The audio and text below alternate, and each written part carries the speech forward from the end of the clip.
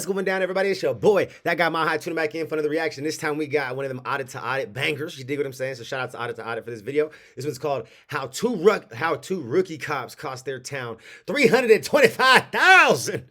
Whoa! They probably don't got jobs after that one.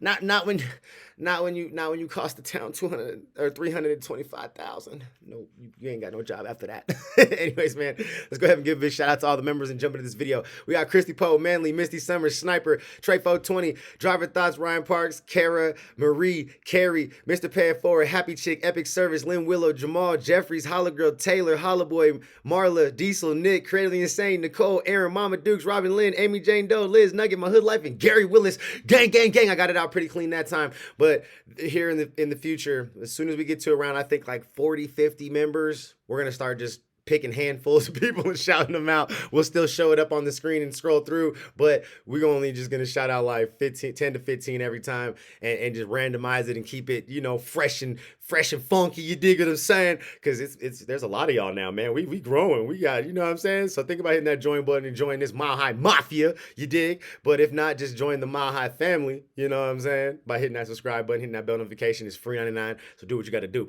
And you dig what I'm saying? All right, let's go ahead and jump into this video. Let's go. Let's see how these two rookie cops failed at their job. To cost the town that much money, you failed at your job. They can't have jobs after this, I don't think. That's my assumption. Welcome to Audit the Audit, not have where we jobs sort out the after who this. and what and the right and wrong of police not on the field. This They're in the field. They got desk alcohol jobs, if possession, anything. obstruction, and excessive force, and is answering brought to us by phones 6 now. ABC Philadelphia's channel. papers. Be sure to check out the description below and give them the credit that they deserve. On May 25th, 2018, 20-year-old That was my Philadelphia birthday. resident Emily Weinman was sitting with a friend on a beach in Wildwood, New Jersey, when she was approached by Officer Thomas Cannon and Officer Robert Jordan of the Wildwood Police Department. Both officers were Class 2 Special Law Enforcement officers, which, as the Wildwood PD's website explains, are temporary officers brought on to assist with the tourist population during the summer months. With most special law enforcement... So y'all ain't even like full-time real cops and shit, nigga. Y'all motherfucking... Y'all trainees and shit. Y'all niggas, y'all ride-alongs and shit. Credits towards their degree through the program. After approaching Ms. Weinman, Officer Cannon and Officer Jordan began to question her about some unopened bottles of alcoholic twisted teas that were sitting beside a cooler near where Ms. Weinman and her friend were sitting. So your parents? My aunt. Oh, your aunt's? Where's your aunt at? On her way. She left me. She's coming back. Left, she's coming back? Cool. Do me a favor. Take a deep breath and blow into that, all right?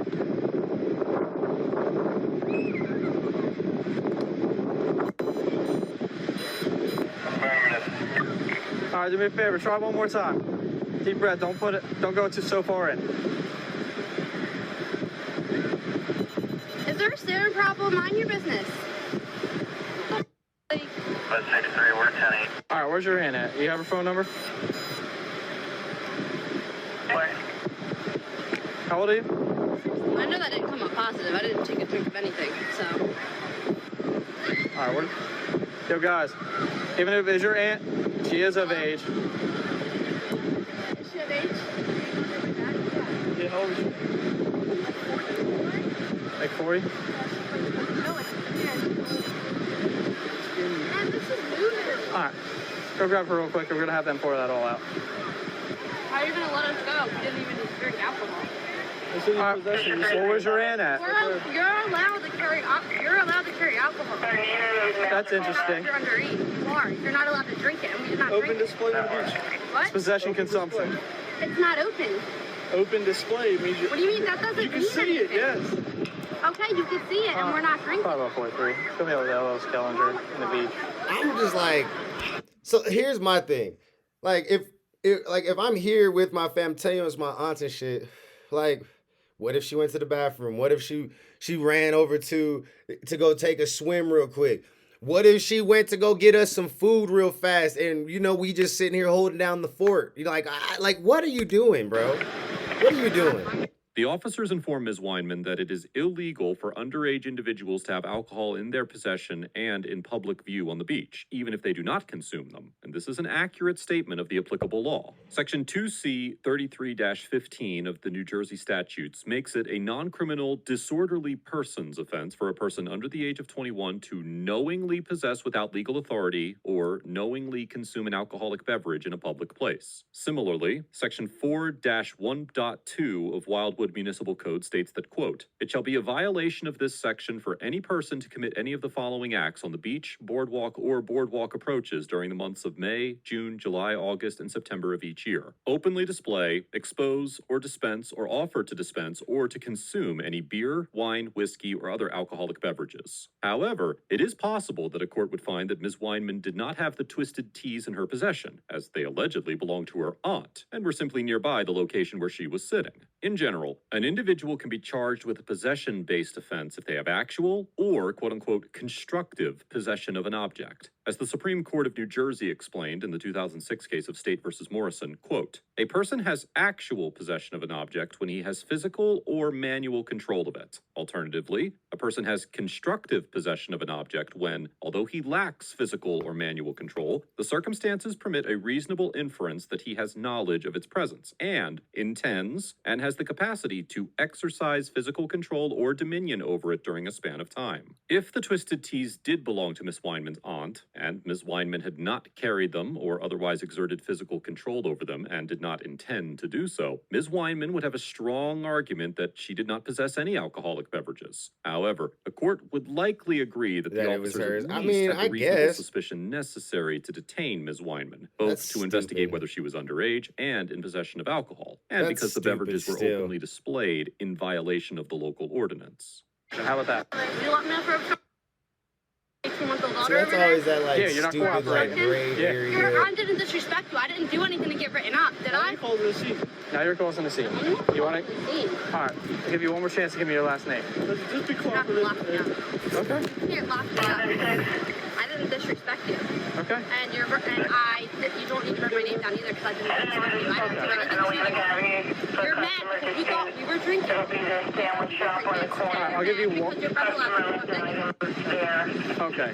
First of all, You thought you you're were in gonna come over possession. here. Where's your aunt at then? She's on her way. Okay. What's your You last could name? wait here. That's like you wasted your time coming over here. You could wait here for her. Okay. What's your last name? I feel The that. officers ask Ms. Weinman to provide her last name I and feel threaten that. to arrest her for obstruction if she does not comply with their demands. But she refuses and claims that she has not broken any laws. Although New Jersey does not have a stop and identify statute that would require Ms. Weinman to identify herself to the officers, So then she- Section 2C 33-15 of the New Jersey statutes, there's always which is some the underage loophole. alcohol possession statute we discussed earlier, does subject underage individuals who possess or consume alcohol to certain penalties, including a written warning issued by a law enforcement officer to the underage person for first-time offenders. Now, quoting, "The written warning shall include the person's name, address, and date of birth, and a copy of the warning containing this information, plus a sworn statement that includes a description of the relevant facts and circumstances that support the officer's determination that the person committed the violation." That's Therefore, whack. it is possible that the officers were attempting to identify Ms. Weinman in order to write this written warning, or check her record for previous violations, which would subject her to additional penalties. However, Ms. Weinman likely could not be found guilty of obstruction for simply refusing to provide her last name. Good. According to Section 2C I feel like she didn't, 29-1 like, of what- the I'm New still Jersey trying to statutes, figure out, quote,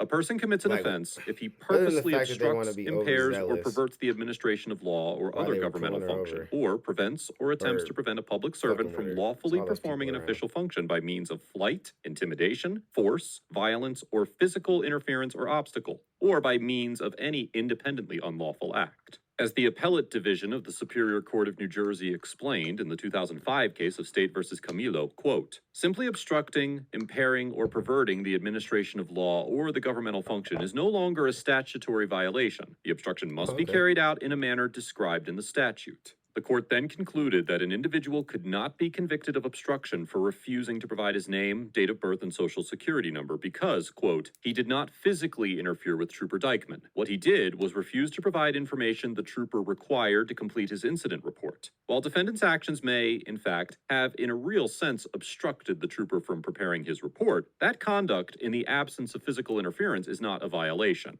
For this reason, it is highly unlikely that Ms. Weinman could be convicted of obstruction. So I don't have to help you fucking do your paperwork. Well, that's nice to know. As long as I don't impede on you doing your investigation in any way, shape, or form. When it comes to your paperwork, that's on you, player. I you know what I'm saying? I don't gotta help you do that. You know what I mean? Do your job. Do your job. For refusing to give her name. Sid, I'm done with you. Do you have cuffs on you? No, man. Get over here. Don't touch me. Yo. Don't touch me. All right, you're about to get dropped. Yo, don't touch me, man. You don't. Get over here. What are you doing? Don't. After briefly chasing Ms. Weinman a short distance across the beach, she turns around and shoves the officer before being thrown to the ground. Ms. Weinman immediately begins resisting the officers and calling out to her nearby friends. At some point during the scuffle, one of the officers punches Ms. Weinman in the head several times before managing to restrain her. Oh my God! I didn't do anything wrong. I wasn't drinking anything. Just smell it. Shut up! I can't believe you did that! Get off of me! Damn. One in custody. Don't stare unless you're gonna out! You need to get the you fight piece of trash! Ew! Oh yeah, now we got these young cops who know how to treat people. I'm gonna talk captain as if he will get too. Good, I hope you do. Yeah, well, dirtball. No, who are you? You're all running cops. You're out where you lock up good. Alright? What? No, tell me why you put it in the ground. Bro, she didn't even open the can. Listen to me. Nothing was open. Now's not the time to argue this, okay? Number one, you got a baby in your hand. Okay? So you take my baby. So what, you gonna throw me to the ground too and beat me up too? About her, not your girlfriend. You get that straightened out later. Ms. Weinman's boyfriend criticizes the officers for their decision to punch Ms. Weinman during the confrontation. It is undisputed that officers are entitled to use reasonable force. Reasonable force, not punching somebody in the fucking face, though. In the 1989 case of Graham versus Connor, quote, unless our it's Fourth like a Amendment real jurisprudence brawl, has long the little girl recognized was that the not right about to make to an arrest fucking or investigatory stop do no serious necessarily damage. carries Fuck with outta it the here. right to use some degree of physical coercion or threat thereof to effect it. According to the National Institute of Justice, most law enforcement agencies have policies that recognize a, quote, use of force continuum. Yeah, for and, sure. Quote, But describe not an that. escalating series of actions an officer may take to resolve a situation. This continuum generally has many levels, and officers are instructed to respond with a level of force appropriate to the situation at hand, acknowledging that the officer may move from one part of the continuum to another in a matter of seconds. In some situations, a closed fist punch is considered an appropriate method of control or restraint and a constitutional this use one. of force. A closed fist punch is a type of quote-unquote empty hand control, where officers use bodily force alone to restrain a citizen, and is a mid-level escalation in a typical use of force continuum. What? Kicks and punches are known as quote-unquote hard techniques, and are considered a step above the soft, empty hand techniques, such as grabs, holds, and joint locks on the use of force continuum. It is difficult to predict whether a court would conclude that punching Ms. Weinman was an excessive use of force, or if it was constitutionally valid, as the legal analysis is highly circumstantial.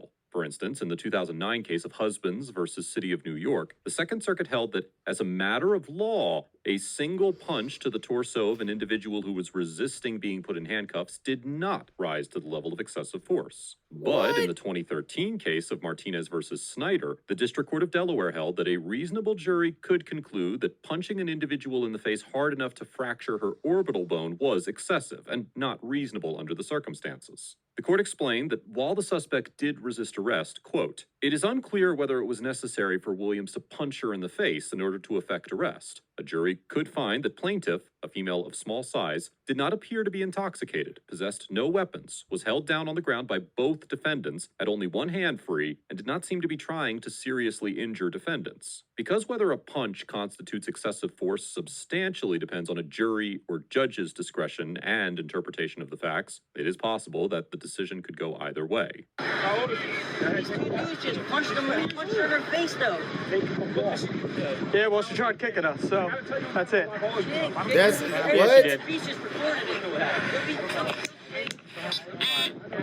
I go to yeah, it's fine. I go to stop her for LL for underage drinking. She said she's 20. She had twisted teeth. She wouldn't give me her last name. So I said, hey, if you're not gonna give me your information, you're gonna be locked up. She tried walking away from me. When she tried walking away from me, I tried grabbing her. She tried kicking at us, so we slammed her on the ground. She kicked him.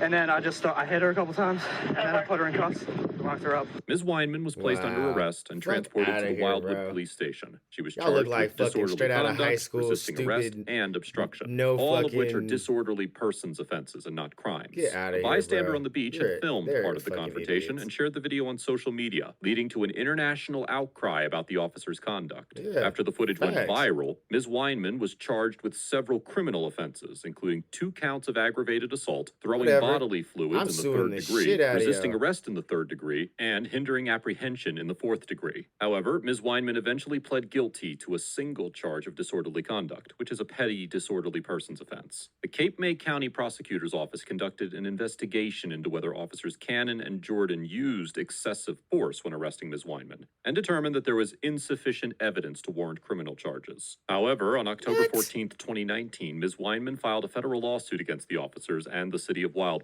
and in November of 2020, the city agreed to pay a $325,000 settlement. Overall, the Wildwood Special Law Enforcement Officers... I'm not gonna excuse how she acted. Like, she definitely could have made that situation 10 times easier on herself by just complying and even just getting the ticket or the citation. And you could have even went and fought the citation. It would have been, it would have been what it was.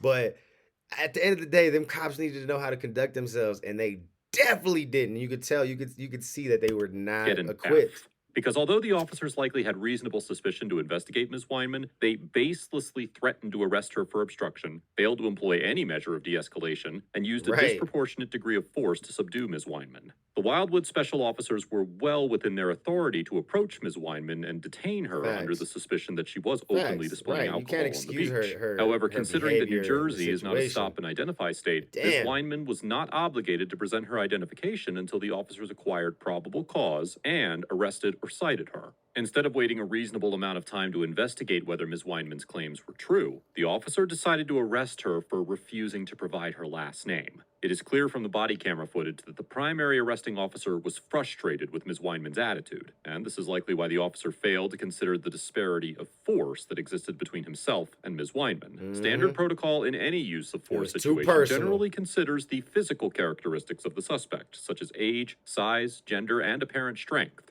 And it is clear that the 2 special officers had a distinct physical advantage over Ms. Weinman. This Facts. is likely why the city of Wildwood agreed to the settlement. Ms. Weinman also gets an F. She for does, 'cause failing she to coulda invoke made her that right shit to remain way silent, better on herself, refusing way to comply easier. with the lawful orders of the Right, for officers, sure. and for physically Agreed. attacking one of the officers as he approached her. As mentioned on many episodes of ATA, resisting an arrest is never a good idea, regardless of Nope. the circumstances. Even if And it you're is in the much more right, productive for to sure. fight I your battle agree. for justice in the courtroom, not on the street. The body camera footage clearly shows Ms. Weinman shoving the officer just before she's taken down, and footage from other bystanders shows her continuing to resist while on the ground. At no point during the interaction did Ms. Weinman invoke her right to remain silent, and she refused to obey several lawful commands while maintaining a hostile and condescending demeanor. All that said, nothing that Ms. Weinman did justified the level of force that the Nope. Wildwood special officers employed. I said that While I do same commend shit. Ms. Weinman We for on the following same up this page, interaction dude. with the proper legal action, I would caution I other agree. citizens in a similar situation to remain as calm and compliant as possible while verbally invoking the right to remain silent. Let us know if there is an interaction or legal topic you would like us to discuss. Yeah, that was. I feel like that was a perfect rating for both of them. They both get Fs because they both could have made that shit 10 times better. Anyways, man, let me know what you thought about that down in the comments below. I highly doubt that they became cops after that, you know, at least not anything more than a traffic cop. And that might even be a little, I don't know, you know, you got to deal with the public on an even more regular basis. So I don't even know if that would have been good. You know what I'm saying? They might just have desk jobs now at this point. I don't know. But y'all let me know what you thought about that down in the comments below, and I'll catch you on the next one. Peace.